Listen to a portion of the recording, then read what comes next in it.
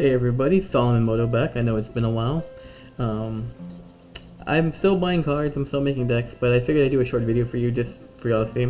I'm making a deck for my wife here. She likes the Melodious cards, and so I've put together a deck here for her. I still have a bunch of other cards that need to come in, and I'm not sure if you've already noticed what this video is going to be about, but some of these cards are a little modified here, as you can kind of see. So if you know, some of these cards don't actually have holographic forms, like for instance this refrain, but this one is clearly holographic. That's because I've been altering these cards just slightly, using just of course your standard Yu-Gi-Oh card and it's holographic paper. It doesn't really alter anything. You don't really, once they're sleeved, they blend in perfectly fine, and it's for my wife. She doesn't really play in tournaments or anything like that. It's just casual fun. So if that's something you're interested in, we're just going to go ahead and go right into it. So as you can see, you can buy this off Amazon. They come in a little packet here. Afterwards, you're just going to need a pair of scissors. And as you can see, I've already been cutting a bunch of these pieces out.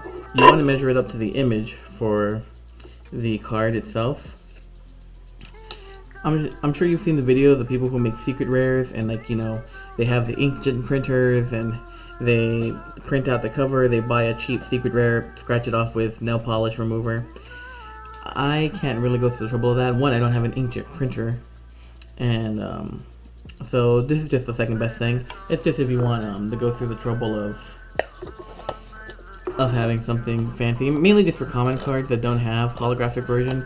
Naturally, if there is a holographic version, just buy the holographic version. But either way, we cut this out and then make sure that it's lined up to the card. I have a little tag here, so I'm just gonna cut that tag off and kind of make sure it's lined up. There we go.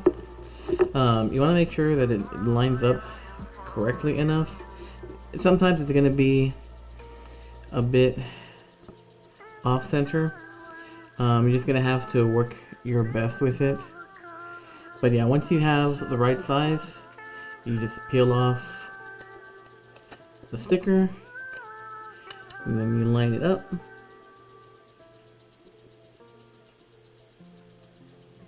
There we go. As close as you're gonna get. And voila, now it's shiny. And then once, like I said, once it's sleeved up, it just blends in really nicely.